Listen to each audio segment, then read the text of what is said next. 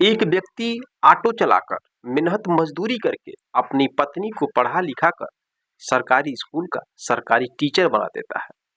सरकारी टीचर बनने के कुछ महीनों बाद जो पत्नी है, अब उसको अपने पति को अपना पति मानना बिल्कुल बेइज्जती, शर्म आने लगता है। वो अपने पति से कहती है, मैं जहां कहीं भी जाती हूँ तो लोग मेरा इंसल्ट करते हैं, कहते हैं कि इसका जो पति है वह एक ऑटो ड्राइवर है, एक मजदूर है, कुछ करता नहीं है।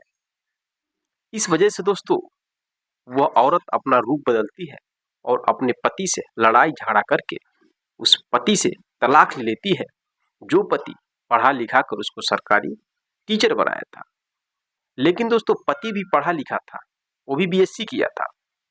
अब समय चक्र ऐसा बदलता है, जो दोस्तों आप पूरा कहानी सुनेंगे तो वाकई में दोस्तों आपको विश्वास नहीं होगा। मेरे दोस्तों जो लड़का है वो अपनी पत्नी से बदला लेने के लिए वो फिर से अपनी तैयारी करने लगता है और तैयारी करने के बाद एक दिन वो एसडीएम बन जाता है। एसडीएम बनने के बाद दोस्तों वह उसी स्कूल में चीफ गेस्ट के रूप में जाता है, स्कूल की जांच करने के लिए, जिस स्कूल में उसकी तलाकशुदा पत्नी सरकारी टीचर थी।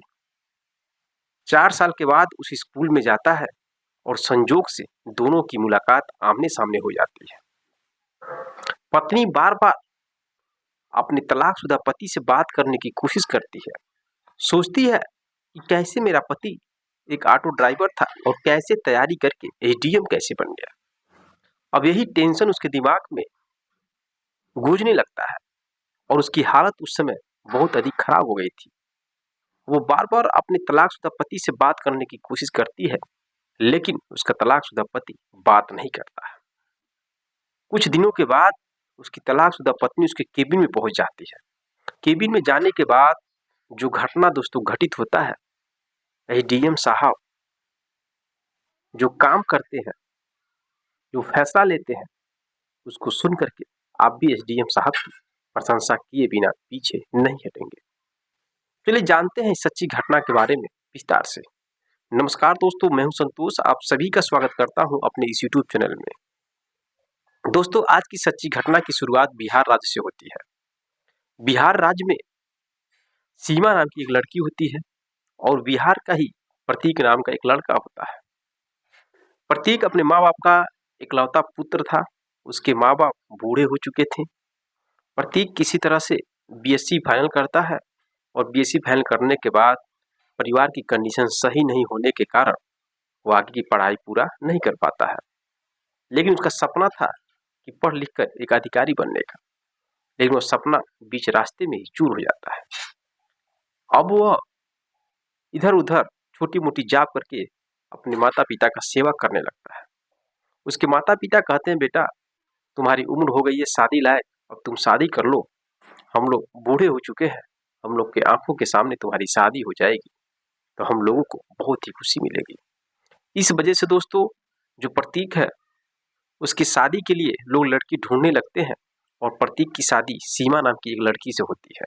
शादी होने से पहले जो सीमा थी वो बात रखती है कि मैं जब शादी हो जाएगा, मैं अपने जब घर पहुंचूंगी तो मेरे पढ़ाई लिखाई में कोई भी बाधा नहीं आना चाहिए।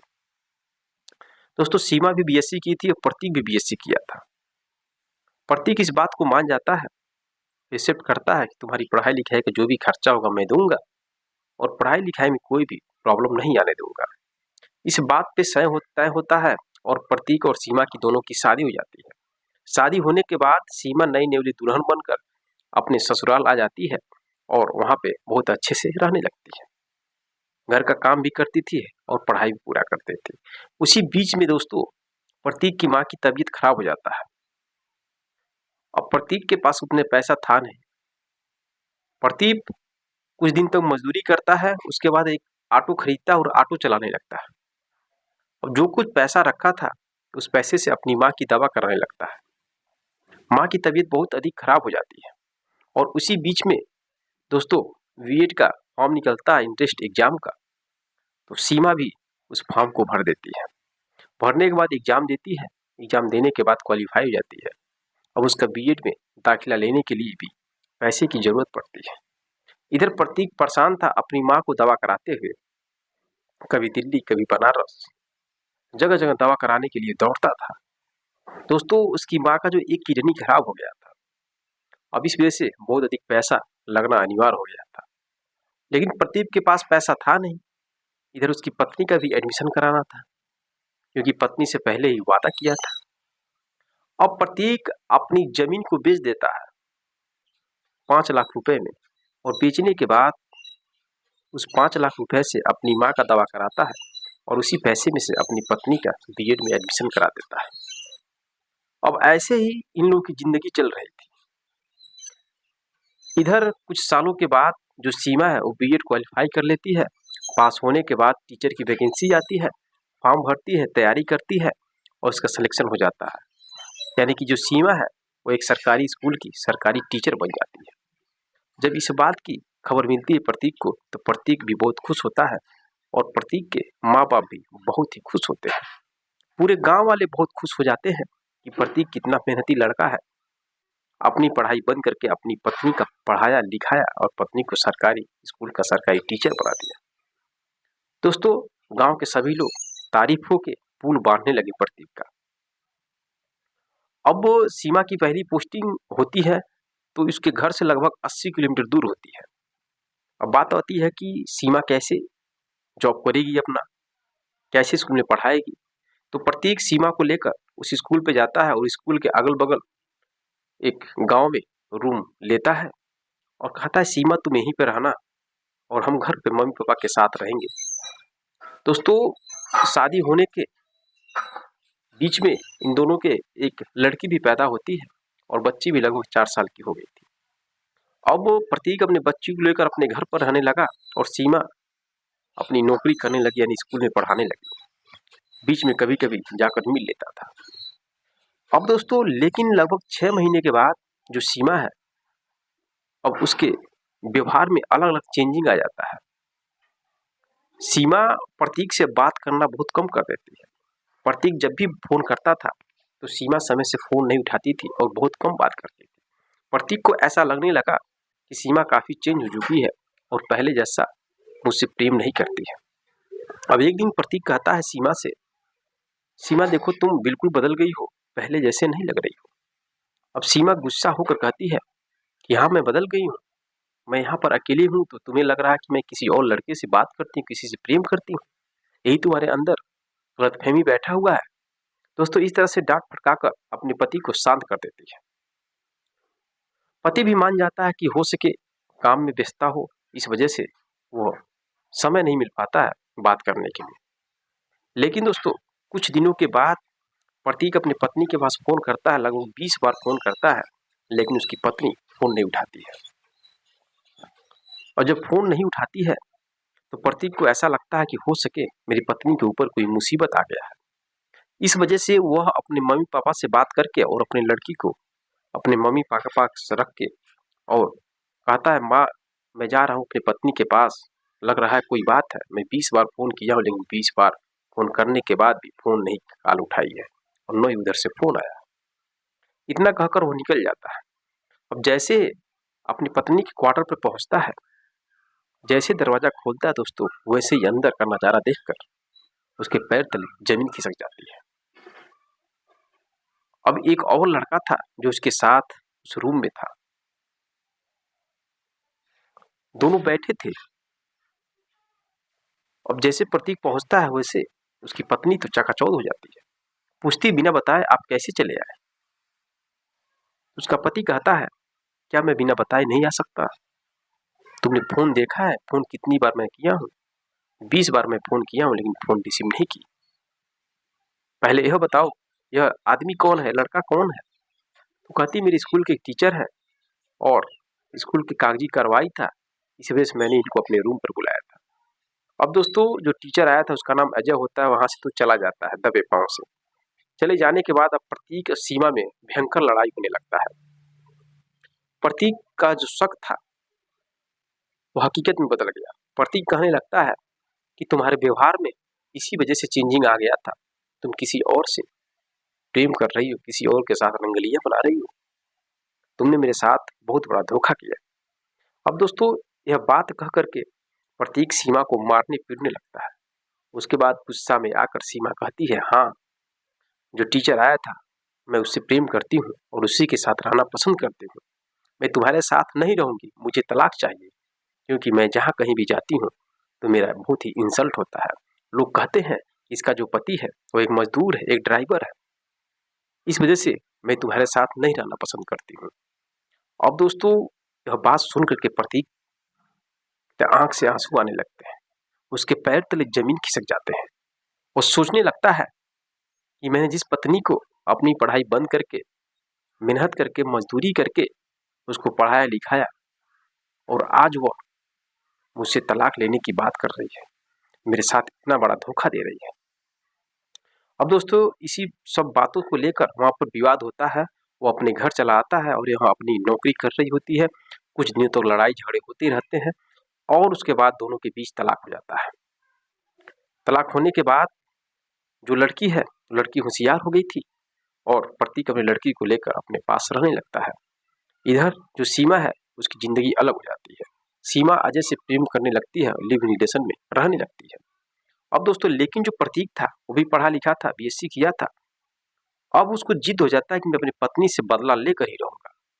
मेरे दोस्तों वह कड़ी मेहनत के साथ पढ़ाई पूरा करने लगता है, अपना तैयारी करने लगता है और 4 सालों के बाद दोस्तों वह एसडीएम बन जाता है। और एसडीएम बनने के बाद दोस्तों उसके गांव के लोग, उसके मम्मी पापा सब लोग बहुत ही खुश हो जाते हैं। सब लोग कहने लगते हैं कि अपनी पत्नी को पढ़ा लिखा कर सरकारी टीचर बनाया, लेकिन पत्नी ने इसे धोखा दे दिया। फिर मेहनत करके अपने खुद एसडीएम बन गया। दोस्तों चारों तरफ उसकी प्रशंसा होने लगती है। अब संजोग की बात है, जो प्रतीक है चीफ गेस्ट के रूप में उसको एक स्कूल में इनवाइट किया जाता है और स्कूल का कुछ जांच भी करना था। और उसी स्कूल में, जिस स्कूल में उसकी तलाकशुदा पत्नी सीमा पढ़ा रही थी, जब प्रतीक एसडीएम बनकर जाता है लोग स्वागत के लिए तैयार होते हैं। और जैसे ही सीमा देखती है अपने तलाकशुदा पति प्रतीक को 4-5 सालों के बाद, तो उसके पैर तले जमीन खिसक जाता है। वो सोचने लगती है कि मेरा पति तो एक मजदूर था, एक ड्राइवर था, कैसे पढ़ा, कैसे लिखा और कैसे एसडीएम बन गया। अब उसके अंदर यह बात गूंजने लगता है। और उस समय दोस्तों सीमा की हालत कुछ और ही थी। अब चीफ गेस्ट के रूप में प्रतीक जाता है, स्पीच देता है, स्कूल का जांच करता है और वहां से चला आता है। सीमा बहुत कोशिश करती है बात करने के लिए, लेकिन प्रतीक नहीं बात करता है। प्रतीक भी पहचान जाता है। अब सीमा 4 दिन के बाद एसडीएम साहब के केबिन में चली आती है। आने के बाद प्रतीक कहता है कि बैठिए मैम, क्या हालचाल है। लेकिन सीमा नहीं बैठती है चेयर पर। प्रतीक कई बार रिक्वेस्ट करता है, फिर वो बैठती है। तो प्रतीक कहता है कि कैसे आना हुआ यहाँ पर। तो सीमा कहती है, पहले आप मुझे बताइए आप एसडीएम कैसे बन गए। प्रतीक कहता है, बस इसी सवाल का जवाब जानने के लिए आप आई। तो सुन लीजिए, जब तुमसे तलाक हुआ, जब तुमने मुझे छोड़ा, धोखा दिया, उसके बाद मेरे अंदर एक जिद आ गया कि मैं तुमसे बड़ा नौकरी पाकर ही दिखाऊंगा। और इसी वजह से मैंने तैयारी किया लगन से, मन से, और आज एसडीएम बनकर तुम्हारे सामने खड़ा हूं, जिसको तुमने घर से निकाला था। अगर तुम मेरा साथ नहीं छोड़ी होती तो मैं आज मजदूरी बन के रहता। अब दोस्तों जैसे शब्द सुनती है सीमा तो रोने लगती है। प्रतीक कहता, क्यों रो रही हो, तुम्हारी तो जिंदगी बहुत अच्छी से कट रही होगी। भाई नौकरी करने वाला सरकारी टीचर से तुम्हें प्रेम हुआ और उसके साथ अपनी जीवन बहुत अच्छे से बिता रही होगी, तो रो क्यों रही हो। दोस्तों सीमा कहती है रोते हुए, मेरी जिंदगी बहुत ही खराब हो गई, मैं रोड पे आ गई हूँ। और जब आपसे तलाक हुआ था तो मैं उसके साथ रहने लगी और मुझे नहीं मालूम था उसके बारे में असली सच्चाई क्या है। अब जमीन खरीदने की बात आई तो कहता है कि जमीन मेरे नाम खरीद दो और खरीदने के बाद उसको प्लाटिंग करके बेचेंगे और बहुत सारा पैसा कमाया जाएगा। मैंने विश्वास कर लिया उस पर, जमीन उसके नाम पे खरीद दिया, प्लाटिंग करके जमीन बेचा, एक भी रुपया मुझे दिया नहीं और मेरे साथ वो धोखा कर दिया, मेरा नंबर भी ब्लैकलिस्ट में डाल दिया, मुझे इस्तेमाल किया। बाद में मालूम चला कि वो पहले से ही शादीशुदा था, उसके 2 बच्चे थे, उसने मुझे बहुत बड़ा धोखा दिया।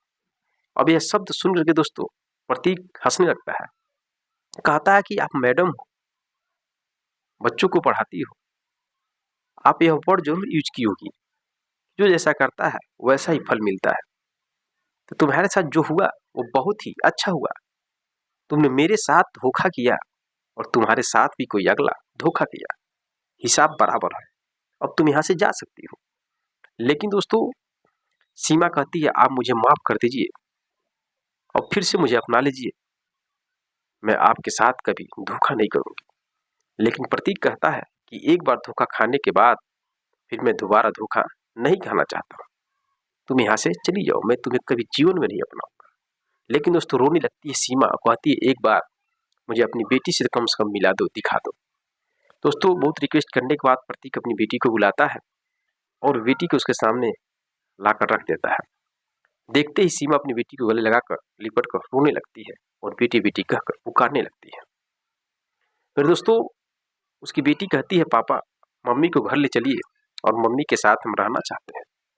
लेकिन प्रतीक कहता है बेटी तुम अपनी मम्मी की कहानी के बारे में नहीं जानती हो, मैं तुम्हें घर चलकर कहानी बताऊंगा। अब इतना कहकर दोस्तों अपनी बेटी को लेता है और वहां से चला आता है।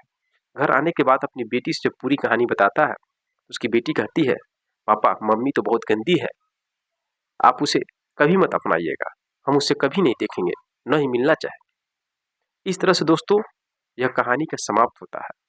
लेकिन दोस्तों, क्या एसडीएम साहब ने सही किया या गलत किया, कमेंट बॉक्स में कमेंट जरूर करिएगा। मेरे दोस्तों, आजकल शादियां एक फैशन की तरह है। कब शादी होती है और बात बात में लड़ाई झगड़ा होकर तलाक हो जाता है। लोग अच्छे की तलाश में तलाक ले लेते हैं। लेकिन दोस्तों, तलाक लेने से पहले 100 बार सोचना चाहिए। जिंदगी में पैसा ही सब कुछ नहीं है, इसलिए कोई भी कदम उठाइए तो सोच समझ कर उठाइए। बाद में पछताने से कोई फायदा नहीं है। जिस कदर इस घटना में सीमा पछता रही थी बाद में,